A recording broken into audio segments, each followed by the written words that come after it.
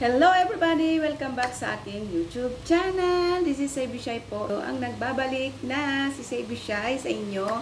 For today's video guys ay about po sa update natin sa Gorilla Lotion na whitening. So ayan guys, natapos ko na, naubos ko na po yung isang ganyan na Gorilla Lotion. And then, ayan nga, kagigising ko lang. Napabigla akong vlog mas maganda na yung hindi handa.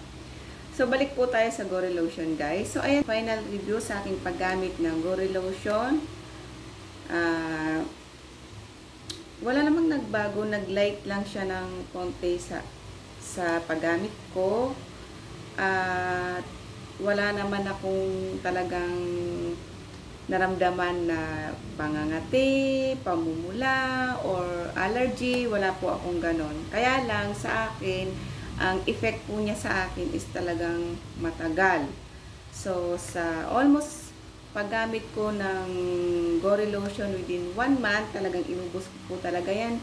Guys, kaso hindi ko na po talaga na ipakita sa inyo yung tawag nito, yung Gorilla Lotion na bottle kasi naitapon ko na po siguro yun. Kaya, ang ginawa ko, to be honest with you, bumalik po ako sa aking ginagamit na lotion na,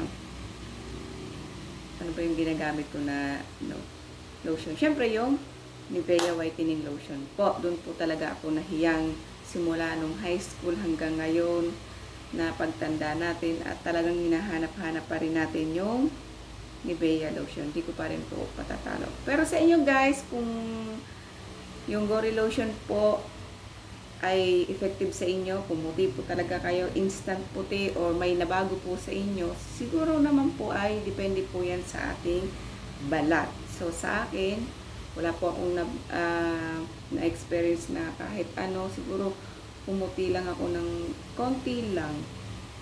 Wala lang, parang normal lang, siguro konti lang siguro. Yun ang napansin ko sa aking balat.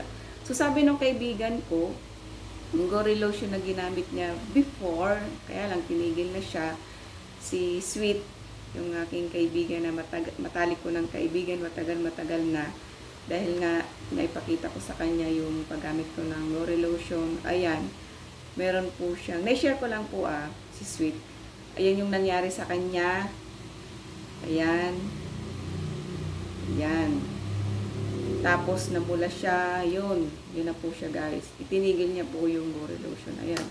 Siguro, hindi ko po sinisiraan yung Gorilla Lotion ha. Yun po ay based lang sa aking friend na na-experience niya sa paggamit ng Gorilla Lotion. Pero sa akin naman, sa awa ng Diyos, wala naman akong na-experience na namula, nangate, yung ganun lang. Pero sa lang ang na-experience ko sa kanya, talagang matagal lang siya talaga pumuti para sa akin. Siguro sa inyo, pumuti kayo doon, kaya ituloy-tuloy nyo lamang po yung paggamit ng Gorilla Lotion. Pero sa akin, sa honest review ko sa aking sarili ay wala pong nabago. May nabago man is kunti nga lang. Pero bumalik po ako sa ating dating lotion na Nivea. So ayan guys, marami pong salamat sa mga hindi pa po nakakapag-subscribe dito sa aking YouTube channel. Please subscribe sa Saby Shy dito po or dito. Basta dito yata yun.